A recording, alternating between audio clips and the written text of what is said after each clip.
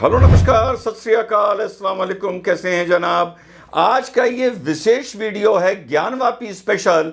रहमानी नुपुर जी के कांड के बाद इस देश में ऐसे हालात हो गए कि मानो देश में वही घटना फ्रंट स्टेज ले गई, फ्रंट सीट ले गई, चर्चा का मुख्य बिंदु, मुख्य विषय बन गई। और ज्ञानवापी का जो बनारस में मुकदमा चल रहा है, केस चल रहा है, उसको मानो देश भूल ही गया और चैनल्स भूल भी गए। मेरा ये धर्म था और मुझे लगा कि ये मेरा फर्ज है कि मैं आप लोगों को कम से कम ज्ञानवापी केस के बारे में अपडेट कराऊं कि 5 जुलाई को जो इसकी सुनवाई शुरू हुई थी बनारस डिस्ट्रिक्ट कोर्ट में, ऑनरेबल सुप्रीम कोर्ट के आदेश के बाद, जब उन्होंने ये मुकदमा लोअर कोर्ट से डिस्ट्रिक्ट कोर्ट को ट्रांसफर कर दिया था, कल जाकर ये कार्रवाई, ये सुनवाई खत्म हुई है। दो पक्षों ने, पहले मस्जिद पक्ष ने, फिर पूजा पक्ष ने अपना अपना पक्ष रखा है। 5 अगस्त से यह कार्रवाई की सुनवाई फिर शुरू होगी। जो पूजा पक्ष ने अपना पक्ष रखा था उस पर रिजॉइंडर लेके, उसका जवाब लेके मस्जिद पक्ष 5 अगस्त से अपनी बहस, अपनी सुनवाई शुरू करेगा। तो मैं आप लोगों को संक्षेप में बता दूं कि इतने दिन में डिस्ट्रिक्ट कोर्ट बनारस में ज्ञानवापी केस को लेके क्या हुआ। मेरे लिए अपने आप को इससे अपडेट रखना इसलिए जरूरी होता है कि जब फाइनली बाद में जाकर एक जजमेंट आएगा और हम इस पर चर्चाएं होंगी और हम डिबेट में बुलाए जाएंगे, तो हमको स्टेप बाय स्टेप पूरा पता होना चाहिए कि शुरू से लेके आखिर तक क्या हुआ। तो साहब, 5 जुलाई को जो पहला प्रथम मौका मिला वो मिला मस्जिद पक्ष को अपना पक्ष इंतजामिया कमेटी को रखने का। संक्षेप में मैं आप लोग को बता दूं, इंतजामिया कमेटी ने कोई भी ऐसा एविडेंस नहीं रखा जो पूजा पक्ष के आर्गुमेंट को कमजोर कर सके, उसको डाइल्यूट कर सके। मुख्य तौर पर जो इंतजामिया कमेटी यानी मस्जिद पक्ष अपनी बात 5 जुलाई के बाद रख रहा है वो 2 बिंदुओं पे रख रहा है। एक इस बिंदु पे रख रहा है कि ये वक्फ की प्रॉपर्टी है, ये वक्फ का लैंड है, इसलिए ये जो मस्जिद है ये जायज है, ये नैतिक है। दूसरा वो अपना पक्ष ये रखा है कि प्लेसेस ऑफ वर्शिप एक्ट जो आया उसके तहत किसी भी जगह का रिलीजियस कैरेक्टर, उसका भाव, उस जगह की तस्वीर या उस जगह का यूज नहीं बदला जा सकता। तो मुख्य तौर पे जो मस्जिद पक्ष का आर्गुमेंट है वो इन्हीं दोनों बिनाओं पर है। इसके अलावा ये मस्जिद हमेशा से थी, मंदिर के पहले से ये मस्जिद थी, मंदिर तोड़ के ये मस्जिद नहीं बनाई गई, इस तरह का कोई आर्गुमेंट मस्जिद पक्ष नहीं रख रहा है। पहले आप लोग मेरी बात पकड़ के चलिए, एक तरफ मैं मस्जिद पक्ष बोल रहा हूं, दूसरी तरफ मैं पूजा पक्ष बोल रहा हूं, क्योंकि ये लड़ाई मस्जिद और मंदिर की नहीं चल रही है। ये लड़ाई इस बात की नहीं चल रही है कि ज्ञानवापी एक मस्जिद नहीं है, मस्जिद हटा दी जाए, मस्जिद खत्म कर दी जाए और वहां पर एक भव्य काशी विश्वनाथ मंदिर बने। तो ये लड़ाई इसकी नहीं चल रही है। मैं शुरू से आप लोगों से बताता आया हूं, ये लड़ाई सिर्फ इस बात की है कि जिस स्थान पर 1993 तक पूजा चल रही थी माता सिंगार गौरी की, वहां पर एक बार पुनः हिंदुओं को प्रार्थना पूजा करने की 5 महिलाओं को अनुमति मिले। राखी सिंह, रेखा पाठक, मंजू व्यास जी एंड सीता साहू जी और एक कोई महिला। तो याद रखिए, अभी इस वक्त ये लड़ाई बनारस कोर्ट में जो लीगल लड़ाई लड़ी जा रही है ये मस्जिद मंदिर की नहीं है। ये केवल इस बात की है कि उस स्थान पर जहां पर 1993 तक माता सिंगार गौरी की पूजा होती थी, उस स्थान तक हिंदुओं को जाने की अनुमति मिले और वहां पर पूजा करने की अनुमति मिले। तो जैसा मैंने आपको बताया, मस्जिद पक्ष जो इसके खिलाफ है, जो इससे पहले सर्वे के खिलाफ भी हाई कोर्ट, सुप्रीम कोर्ट तक गया था, वो पक्ष कह रहा है कि ये अनुमति नहीं मिलनी चाहिए। अगर 1993 तक वहां पूजा हो रही थी तो वो गलत हो रही थी। जो बैरिकेड एक बार फाइनली लगा दिए गए हैं उसकी यथास्थिति, उसका स्टेटस को मेंटेन होना चाहिए। एक बार पुनः रिपीट कर दूं, पहला आर्गुमेंट जुलाई 5 से मुस्लिम पक्ष ने, मस्जिद पक्ष ने इसमें रखा और उन्होंने हिस्टोरिकल फैक्ट्स पे ना जाते हुए फिलहाल मौखिक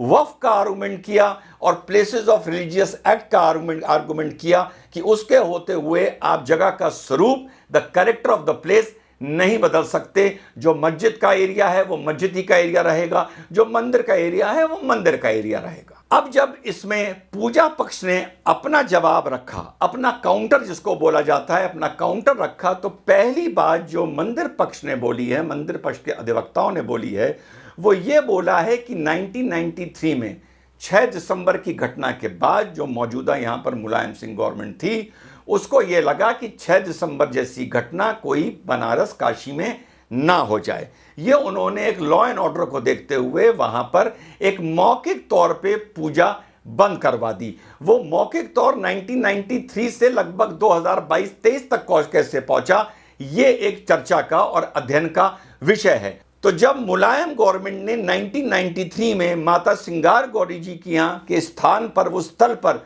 पूजा पे रोक लगवाई, बंद करवाया, तो अब पूजा पक्ष का यह कहना है कि वो कोई लिखित ऑर्डर अंडर ए नोटिफिकेशन या पास थ्रू द गवर्नमेंट या द असेंबली नहीं था। वो एक मौखिक आदेश था, वो एक लिखित आदेश नहीं था, जो टेम्परेरी कुछ पीरियड के लिए था, ना कि हमेशा के लिए।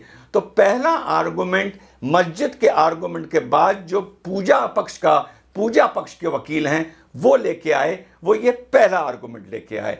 दूसरा आर्गुमेंट वो ये लेके आए कि जो मस्जिद पक्ष बोल रहा था कि ये वक्फ की प्रॉपर्टी है, तो जो पूजा पक्ष है उसने ये आर्गुमेंट रखा है कि वक्फ एक्ट सिर्फ वहीं पर लागू हो सकता है जहां दोनों पार्टी या तीनों पार्टी या सारी पार्टी मुस्लिम हों। जहां पर कोई भी दूसरी पार्टी गैर मुस्लिम है या इस पूजा का जो पूजा पक्ष के अधिवक्ता हैं, यहां पर जो बहनें पूजा के लिए गई हैं, वो क्योंकि मुस्लिम नहीं है, वो हिंदू हैं, तो यहां पर कि ये प्रॉपर्टी वक्फ की है और इस पर कोई और फर्दर आर्गुमेंट नहीं हो सकता, ये मस्जिद है, ये गलत है।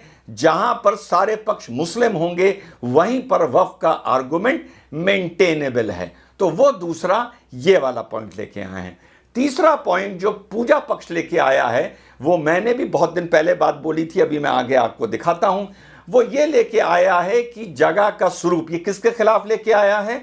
जो मस्जिद पक्ष ये आर्गुमेंट लेके आया कि प्लेसेस ऑफ रिलीजियस एक्ट में कोई भी जगह का अब स्वरूप इस एक्ट के आने के बाद नहीं बदला जा सकता, 1947 के बाद जन्मभूमि के मैटर को अलग छोड़ के। तो जब मुस्लिम पक्ष ये आर्गुमेंट अपना लेके आया, तो पूजा पक्ष ने अब अपना बनारस डिस्ट्रिक्ट कोर्ट में ये आर्गुमेंट रखा है कि स्वरूप मंदिर का नहीं बदल सकता। पहले कोर्ट इस चीज को समझे या डिफाइन करे कि मंदिर का स्वरूप बदलने को डिफाइन कैसे किया जा सकता है या परिभाषित कैसे किया जा सकता है। पूजा पक्ष ने अपना यह आर्गुमेंट रखा है कि एक बार किसी स्थान पर प्राण प्रतिष्ठा हो गई, जब तक विसर्जन नहीं होगा, भले जोर जबरदस्ती से आप उस स्थापित देवी देवता मूर्ति को वहां से हटा दें, खंडित कर दें, लेकिन इससे उस मंदिर का स्वरूप नहीं बदलता है। ये आर्गुमेंट मंदिर पक्ष बनारस डिस्ट्रिक्ट कोर्ट में मुस्लिम पक्ष के आर्गुमेंट के अगेंस्ट फिलहाल लेके आया है। और यहां पर वही बात निकल के आई है जो लगभग 2 महीना पहले मैंने आप लोगों को 2-2.5 महीना पहले व्हाइट बोर्ड पर समझाई थी कि पूजा पक्ष ये कह रहा है कि स्वरूप स्थान का बदला है या नहीं बदला है, ये इस पूरे स्थान की फाउंडेशन तय करेगी कि ऊपर जो स्वरूप बदला गया है वो नैतिक है या जो स्वरूप बदला गया है वो अनैतिक है। तो वो लोग भी आज जो पूजा पक्ष है वो फाउंडेशन से अपनी लड़ाई लड़ना चाहता है, और आपके भाई ने 2.5 महीना पहले व्हाइट बोर्ड पर आपको यही बात समझाई थी। तो दोस्तों ये आ गया व्हाइट बोर्ड और ऊपर हमेशा की तरह लिखा है सतमेर जयते। बड़ा रफ स्केच बनाया है। एक तरफ मंदिर है, मंदिर की जो कॉमन वॉल है वो मस्जिद से मिलती है, एक तरफ मस्जिद है, मंदिर को ओम से दर्शाया है और मस्जिद को चांद तारा से दर्शाया है। छोटा सा स्वास्तिक और छोटा सा त्रिशूल भी बना दिया है, क्योंकि अब मस्जिद में ये दोनों चीज़ें मस्जिद के प्रांगण में, मस्जिद के अंदर निकल आई हैं। अब जो मैं बार बार बता रहा हूँ कि राज धरती के नीचे है, वो इस कारण है, ये एक फॉर्मेट है जिस तरह से कंस्ट्रक्शन होता आज भी होता है, पहले भी होता था। ये जो आप देख रहे हैं ये फाउंडेशन है। फाउंडेशन के, और आज भी हम लोगों के घर भी इसी तरह बनते हैं, घर हो, बड़ा कोई प्रांगण हो, बिल्डिंग हो, सब इस तरह बनती हैं। ये है फाउंडेशन, ये कहलाती है फाउंडेशन। फाउंडेशन के ऊपर ये जो एरिया है ये कहलाता है प्लिंथ। प्लिंथ ऊपर का इलाका कहलाता है सुपरस्ट्रक्चर और इससे नीचे का कहलाता है सबस्ट्रक्चर। कहने का तात्पर्य यह है कि अगर एक बिल्डिंग को, मंदिर जो है जितना है वहां है, आरोप है कि मस्जिद मंदिर को तोड़ के बनाई गई है। इसके 3-4 दोस्तों पहलू हैं। पहला, जब भी कोई किसी स्ट्रक्चर को तोड़ के उस टाइम में आप कोई भी आप इसको आप उठा के देख लें, कोई चीज बनाता था तो कम से कम प्लिंथ वो ही यूज करता था जो ओरिजिनल होती थी। इसके साथ साथ इसी बीच जो मस्जिद पक्ष है वो ऑनरेबल सुप्रीम कोर्ट भी चला जाता है आज से 10-12 दिन पहले, और वहां पर जाके उन्होंने गड़े मुर्दे उखाड़े। मुझे समझ में नहीं आया किसने मस्जिद पक्ष के लॉयर्स को एडवाइस किया। उन्होंने ऑनरेबल सुप्रीम कोर्ट में जाके कहा कि जो ये लोअर कोर्ट ने इस पूरे प्रांगण का सर्वे का ऑर्डर किया था वो गलत है, वो मेंटेनेबल नहीं है और पूरी सर्वे रिपोर्ट को क्वैश कर देना चाहिए। जिस पर ऑनरेबल सुप्रीम कोर्ट ने मस्जिद पक्ष को फटकार लगाते हुए बोला कि एक बार जब हम इस सारे मैटर को डिस्ट्रिक्ट कोर्ट को ट्रांसफर कर चुके हैं, सर्वे को लेके हम एक बार सुन चुके हैं, सर्वे रिपोर्ट हमने लोअर कोर्ट से उठाकर डिस्ट्रिक्ट कोर्ट में, सीनियर कोर्ट में दे दी है, आपको ऐसी की ऐसी याचिका लेके, पिटीशन लेके ऑनरेबल सुप्रीम कोर्ट में नहीं आना चाहिए। और जब तक बनारस डिस्ट्रिक्ट कोर्ट इस पे कोई पूर्ण फैसला, कंप्लीट ऑर्डर, जजमेंट नहीं कर देता, इस बिंदु पर कम से कम सुप्रीम कोर्ट इस मौके पर इस ज्ञानवापी के मुद्दे पर इंटरफियर नहीं करेगा। इसके साथ साथ साथियों एक और डेवलपमेंट हुआ है इतने ही 3 हफ्ते में, जो मैं बार बार आप लोगों से बोल रहा था कि जो पूजा पक्ष है उसने एक बार पुनः ऑनरेबल सुप्रीम कोर्ट को अप्रोच किया है एएसआई सर्वे के लिए, कार्बन डेटिंग के लिए, डिजिटल मैपिंग के लिए, और ऑनरेबल सुप्रीम कोर्ट ने इस याचिका को एडमिट कर लिया है। अब आगे देखते हैं कि इसमें क्या होता है।